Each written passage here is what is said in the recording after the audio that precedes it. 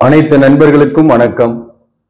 உங்கள் ஆஸ்ட்ரோ பழனிசாமிகள் பேசுகிறேன். இந்த காணொளியில மீனம் ராசிக்கு செப்டம்பர் மாதம் எப்படி இருக்கும் என்பதை பற்றி பொது பலனாக பார்க்கலாம், டீட்டெயிலாவே பார்க்கலாம். இந்த பலன் என்பது கோச்சார கிரகங்களின் அடிப்படையில சொல்லக்கூடிய பலன்கள் மட்டுமே, சுய ஜாதகத்திற்கான பலன்கள் அல்ல. அதே போல நமக்கு நடக்கக்கூடிய தசாபுக்தி நல்லா இருக்குன்னாக என்னதான் ஏழரைச்சனியோட விரயச்சனி நடந்திருந்தாலும் கடுமையான பாதிப்பு இல்லாமையும் இருப்பாங்க. நமக்கு நடக்கக்கூடிய தசாபுக்தியும் சரியில்லை, நம்ம வாங்கி வந்த வரமும் சரியில்லை அப்படின்னாதான் அவங்கதான் கஷ்டப்படுறது. அவங்கதான் அந்த கர்ம வினை பாபத்துவத்தை கழித்து கொண்டிருக்கக்கூடிய காலகட்டமாக இந்த காலகட்டம் இருக்கும். இந்த செப்டம்பர் மாதமும் பாத்தீங்கன்னாக்க சூரியன் 6ஆம் பாவகத்துல செப்டம்பர் 17ஆம் தேதி வரல இருக்கிறாருங்க. 6 குடியவன் சூரியன் ஆட்சி பெறாரு. அப்போ சூரியனுடைய காரகத்துவம் கிடைக்கும். ஆனா 6ஆம் பாவகம் வலுப்பெறும் போது உங்களுக்கு அந்த ஆதிபத்திய பலனும் கிடைக்கும். அப்போ சலிப்பான வாழ்க்கை தொடரும் அப்படின்னு தான் நம்ம சொல்ல முடியும். இந்த சலிப்பான வாழ்க்கை மாறாதோ, எவ்வளவு நாளைக்கு தான் இந்த பிரச்சனை, மீன ராசிக்கு மட்டும் எப்பதான் இந்த பிரச்சனை தீரும் அப்படின்னு ஏறதால 2-3 வருஷமாவே உங்களுக்கு இந்த பிரச்சனைகள் தான். எந்த பிரச்சனைனாக்க குறிப்பா திருமண வாழ்க்கையில பிரச்சனை, தொழில் ரீதியாகவும் ஒரு சாட்டிஸ்பேக்ஷன் இல்லை, வேலை செய்யக்கூடிய இடத்துலயும் ஒரு டிப்ரெஷன், ஒரு ஒர்க் ப்ரெஷர், மன அழுத்தத்தோடு வேலை பார்க்கக்கூடிய சூழ்நிலையில தான் இப்ப இருக்கிறீங்க. இந்த மாதத்துல 6ஆம் பாவகத்துல சூரியனும் புதனும் சேர்ந்து இருக்கு, 7க்குரியவன் 6ஆம் இடத்துல.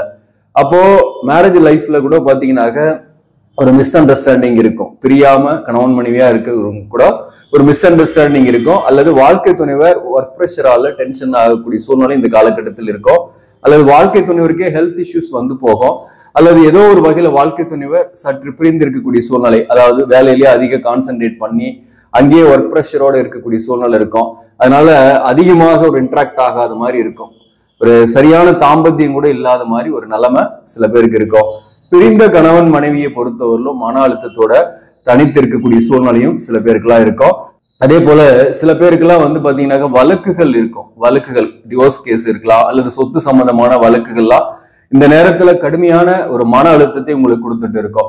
ஒரு டெசிஷன் எடுக்கக்கூடிய சூழ்நிலையில இருப்பீங்க. மேலும் பாத்தீங்கன்னாக்க 6ஆம் பாவகத்துல சூரியன் வலுப்பெறதுனால என்னதான் பாசிட்டிவ் அப்படின்னாக்க, அரசு பணிக்கு முயற்சி பண்ணக்கூடியவர்களுக்கு இந்த நேரத்துல பாசிட்டிவா இருக்கும். வழக்குகளே கூட பாத்தீங்கன்னா உங்களுக்கு பாசிட்டிவா திரும்பக்கூடிய வாய்ப்பு உண்டு. அதாவது ஒரு முடிவு எடுத்து அந்த முடிவை நீங்க செயல்படுத்தக்கூடிய காலம். அதனாலதான் வழக்கு போன்ற விஷயத்துக்கு கூட சில பேர் போவீங்க அப்படின்னு நாம சொன்னது.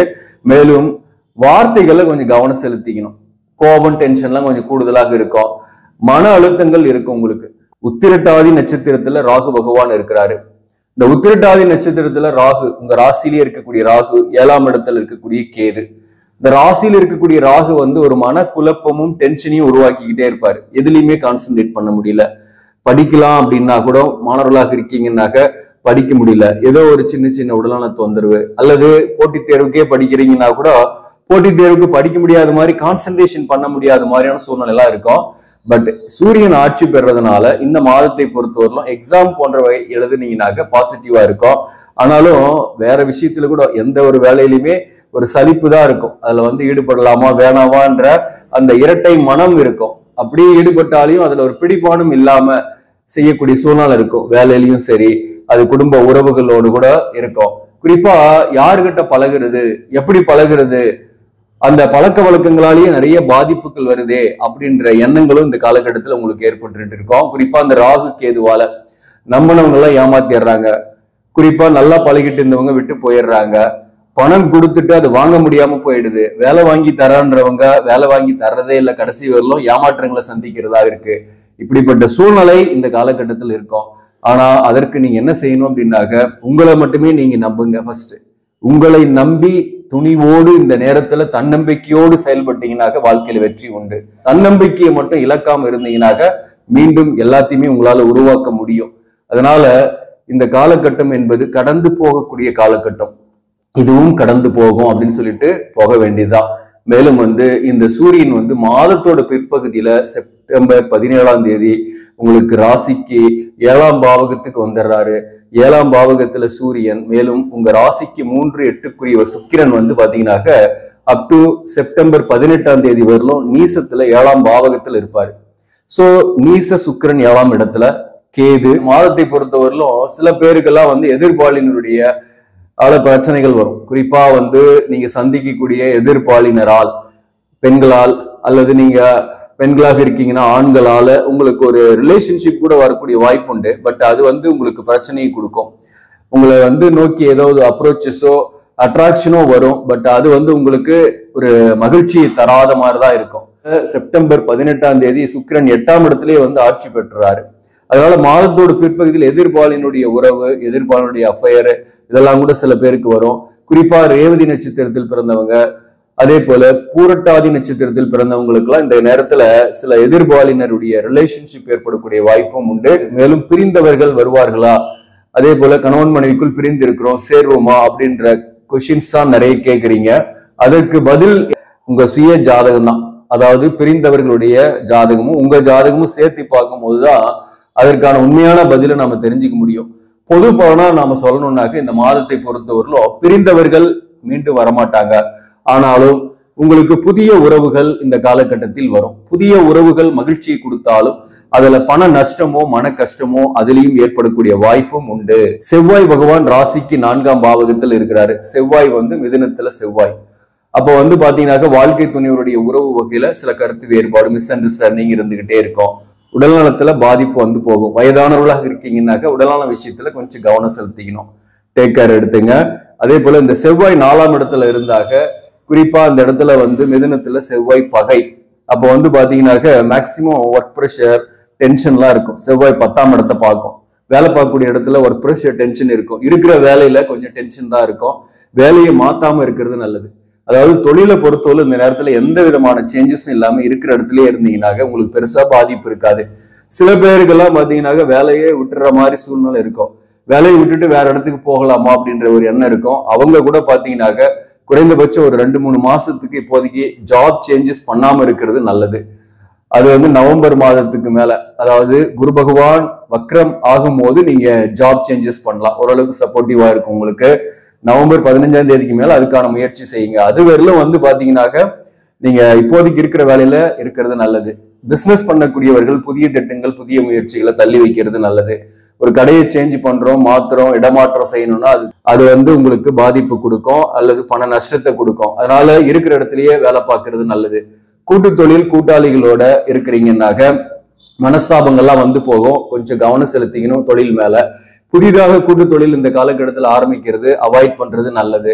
அதே போல வந்து பாத்தீங்கன்னாக்க செவ்வாயை பொறுத்தவரைக்கும் தனம், குடும்பம், வாக்குஸ்தான அதிபதி, மேலும் வந்து பாத்தீங்கன்னாக்க 9ஆம் அதிபதியாக வராரு. 4ஆம் பாவகத்தில் இருக்கிறாரு. மிருகசிரீசம், திருவாதிரை நட்சத்திரத்தில் தான் போக போறாரு.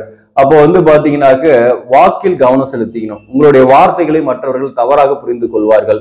அதனால குடும்ப வாழ்க்கையிலும் சரி, ஒர்க் பண்ற இடத்துலயும் உங்களுடைய இமேஜை வந்து குறைக்கிறதுக்கு பார்ப்பாங்க. உங்க மேல இருக்கக்கூடிய நல்ல பெயருக்கு கலங்கு விளைவிக்க முயற்சி செய்வார்கள்.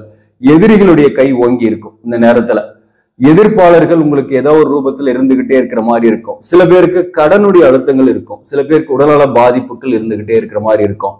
இதுல வந்து 3மே சில பேர் கூட இருக்கும். ஆனா சில பேருக்கு இந்த 3மே பாதிப்பு இல்லாம கூட இருக்கும். எதிரி தொல்லை இல்ல, கடன் தொல்லை இல்ல, அதே போல உடல்நலத்திலையும் பாதிப்பு இல்லை, நான் நல்லாதான் இருக்கிறேன், நான் மீனராசி தான் அப்படின்னு சில பேர் சொல்லுவீங்க. அப்படிப்பட்டவர்களுக்கு நான் சொன்ன மாதிரி ஒரு நல்ல யோக கிரகத்தோட தசாபுக்தி நடக்குதுன்னா நீங்க சைலண்டா இருப்பீங்க, எந்த பிரச்சனையும் இல்லாம இருக்கும்.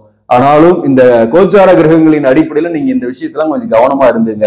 அதாவது வாக்குவாதம் யார்ட்டையும் செய்யாதீங்க, வாக்கு கொடுக்காதீங்க, பணம் கொஞ்சம் நிறைய செலவாகும். விரயஸ்தானத்துல சனி பகவான் வக்கரமா இருக்கிறாரு. அப்போ எக்ஸ்பென்சஸ் அதிகமாகும், வருமான தட்டுப்பாடுகள் இருந்துகிட்டு இருக்கும். சில நேரங்களில் கடன் படக்கூடிய வாய்ப்புகள்லாம் இந்த காலகட்டத்தில் ஏற்படும் சில பேருக்கு. அதே போல அது சொத்துக்கள் தொடர்பாக கூட சில பேர் கடன் படுவீங்க. வாகனம் வாங்குறது, வீடு கட்டுறது, அல்ல பிள்ளைகள் வகையில கடன் வாங்கக்கூடிய சூழ்நிலையும் சில பேருக்குலாம் ஏற்படும். இந்த 3ஆம் பாவகத்துல குரு பகவான் இருக்கிறது வந்து சுறுசுறுப்பா இருப்பீங்க. ஆனாலும் பார்க்கறதுக்கு நல்ல தோற்ற பொலிவோடு இருப்பீங்க. முயற்சிகள் நிறையவே செய்வீங்க. அந்த முயற்சிகளில் கண்டிப்பாக வெற்றியும் உண்டு. அதாவது விதிப்படி உங்களுக்கு கெட்ட நேரமா இருந்தாலும் உங்களுடைய முயற்சி மெய் வருத்த கூலி தரும். அதனால நீங்க வந்து முயற்சியை கைவிடாம இருக்கணும். அதற்காக சில புத்திசாலித்தனமான முயற்சிகளை செய்யுங்க. குறிப்பா இப்ப வேலை விஷயத்துல மாற்றம் செய்யாம இருக்கிறது நல்லது. இருக்கிற இடத்துலயே இருந்தீங்கன்னா உங்களுக்கு சில பிரச்சனைகள் இன்னும் சில மாதங்களுக்கு பிறகு உங்களுக்கு ஒரு தெளிவான விஷயம் புரியும். இங்கேயே இருந்தா கூட சில பேருக்கு வந்து நல்ல ஒரு பதவி உயர்வோ ஊதிய உயர்வோ கிடைக்கலாம், ஒரு ரெகக்னிஷன் கிடைக்கலாம், அல்லது வெளியே போலாமா அப்படின்னு நினைக்கிறவங்களுக்கு வெளியே போனா கிடைக்கும்னாக்க அது உங்களுக்கு பாசிபிலிட்டியான டைம்ல நீங்க முயற்சி பண்ணீங்கன்னா அந்த இடத்துல வேலை கிடைக்கும், நீங்க மூவ் பண்ணிக்கிறதுக்கு ஈஸியா இருக்கும். இப்ப திடுதிப்புன்னு முயற்சி பண்ணீங்கன்னா 2 கட்டா மாதிரி ஒரு நிலைமை ஏற்படக்கூடிய வாய்ப்பு உண்டு. நம்பிக்கையை விடாதீங்க, இறை வழிபாட்டை ஃபாலோ பண்ணுங்க, நிச்சயமா நன்மைகள் நடக்கும். இந்த மாதத்தை பொறுத்தவரையிலும் குறிப்பா எந்தெந்த தொழில இருப்பவர்களுக்கு சிறப்பாக இருக்கும், எந்தெந்த தொழில சிறப்பு இல்லை அப்படின்னாக்க, குறிப்பா பாத்தீங்கன்னாக்க விவசாயம், மண்மனை, உணவுத்துறை, கட்டிடவியல், ரியல் எஸ்டேட் போன்ற துறைகளில் இருப்பவர்களுக்கு ஓரளவுக்கு சிறப்பாகவே இருக்கும். கம்ப்யூட்டர், ஐடி, என்ஜினியரிங் போன்ற துறைகளில் இருப்பவர்களுக்கு மாற்றங்கள் இருக்கும், ஹார்ட் ஒர்க் பண்ற மாதிரி இருக்கும், இடமாற்றங்கள் ஏற்படும். அரசு துறையில் இருப்பவர்களுக்கு எந்த பிரச்சனையும் இல்லை, ஆனா ஒர்க் ப்ரெஷர் இருந்துகிட்டே இருக்கும். எதிரிகள் தொல்லை, கூடவே ஒர்க் பண்றவங்க ஏதாவது ஒரு பிரச்சனை கொடுப்பாங்க. மேலும் திருமண வாழ்க்கையில சில பேருக்கு பிரச்சனை இருக்கலாம். படிக்கக்கூடிய மாணவர்களாக இருக்கீங்கன்னாக்க கல்வியில கொஞ்சம் மந்தத்தன்மையோ அல்லது சக மாணவர்களால சில பிரச்சனைகளோ உள்ளாகுவீங்க. அதுல கொஞ்சம் கவனம் செலுத்திங்க, யார்கிட்டையும் அதிகமா இன்ட்ராக்ட் பண்ண வேண்டாம். அதே போல பெண்களாக இருக்கீங்க அப்படின்னாக்க சில பேர் தனித்து இருக்கக்கூடிய சூழ்நிலை, வாழ்க்கை துணைவர் பற்றியும் பிள்ளைகளை பற்றியும் கவலையில் இருக்கக்கூடிய சூழ்நிலையும் இந்த காலகட்டத்தில் ஏற்படும். அதாவது ஏதோ ஒரு ரூபத்துல உங்களுக்கு ஒரு எதிர்ப்பு, எதிரி தொல்லை, ஒரு மன அழுத்தம், அதனால ஏற்படக்கூடிய சூழ்நிலை உங்களுக்கு ஒரு சலிப்பை ஏற்படுத்தும். எல்லாம் இருந்தும் இல்லை ஏதோ ஒன்று குறையுது அப்படின்ற மாதிரி சில பேருக்குலாம் ஒரு மன வருத்தம் இருந்துகிட்டே இருக்கும், குழப்பங்கள் இருக்கும். மேலும் இந்த சனி 12ல வக்கரமா இருக்கிறதுனால பாத்தீங்கன்னாக்க உங்களுக்கு பொருளாதாரமும் ஏதோ ஒரு வகையில வரும், பண வரவு இருக்கும். அதே போல விரயங்களும் ஒரு பக்கம் ஆகும், விரய செலவுகள் செய்யக்கூடிய சூழ்நிலை வரும். தந்தையின் உடல்நலத்துல கொஞ்சம் கவனம் செலுத்திங்க, தந்தைக்கு சில பாதிப்புகள் ஏற்பட்டு நீங்கும். பூர்வீக சொத்துல சில வில்லங்கங்கள், சில பிரச்சனைகள் இந்த காலகட்டத்தில் இருக்கும். அது பாத்தீங்கன்னாக்க ஒரு பெரிய முடிவெடுக்காம கொஞ்சம் தள்ளி போடுறது நல்லது. பூர்வீக சொத்துல பிரச்சனைகள் வரக்கூடிய வாய்ப்பு உள்ளது இந்த காலகட்டத்தை பொறுத்தவரையிலும். கடுமையான ஒர்க் ப்ரெஷர் இருக்கும், ஹார்ட் ஒர்க் பண்ற மாதிரி தான் இருக்கும், அதிர்ஷ்டம் கை கொடுக்காத மாதிரி இருக்கும். மேலும் இந்த புதனை பொறுத்தவரையிலும் ராசிக்கு 7ஆம் இடத்துல செப்டம்பர் 23ஆம் தேதியிலிருந்து இருப்பாரு, ஆட்சி பெற்று இருக்காரு. இந்த புதன், கேது, சூரியன் இந்த இணைவு பாத்தீங்கன்னாக்க சுக்கிரனும் 8ல ஆட்சி பெறதுனால தேவையற்ற ஒரு எக்ஸ்ட்ரா திருமணமானவர்களுக்கு கூட பாத்தீங்கன்னா எக்ஸ்ட்ரா மேரிட்டல் அஃபேரோ அல்லது எதிர்பாலினுடைய அப்ரோச்சஸோ கூட இந்த காலகட்டத்தில் வரும்.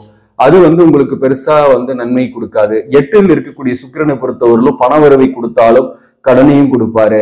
சோ இந்த மாதம் பாத்தீங்கன்னாக்க பல விஷயங்களும் நீங்க கவனமா இருக்கக்கூடிய மாதம் தான். அதே பிரச்சனை உங்களுக்கு தொடர்ற மாதிரிதான் இருக்கும். அதுவும் பூரட்டாதி நட்சத்திரத்தில் பிறந்தவங்க சனி பகவான் பூரட்டாதி 1ஆம் பாதத்துல இருக்கிறாரு இந்த மாதத்தை பொறுத்தவரையிலும். அப்போ பாத்தீங்கன்னாக்க 4ஆம் பாதத்துல பிறந்தவங்களுக்கும் இந்த ஜென்மசனியோட பாதிப்பு இருக்கிற மாதிரிதான் இந்த காலகட்டத்தில் இருக்கும். டென்ஷன் இருந்துகிட்டு தான் இருக்கும். உடல்நலத்துல டேக் கேர் எடுத்துங்க வயதானவர்களாக இருந்தாங்க. அதே போல இந்த மாதத்தை பொறுத்தவரையிலும் சனி பகவானுக்கு நீங்க நவகிரகங்கள்ல இருக்கக்கூடிய சனி பகவான் சிலைக்கு எள்ளு தீபம் விளக்கு போட்டுட்டு வாங்க.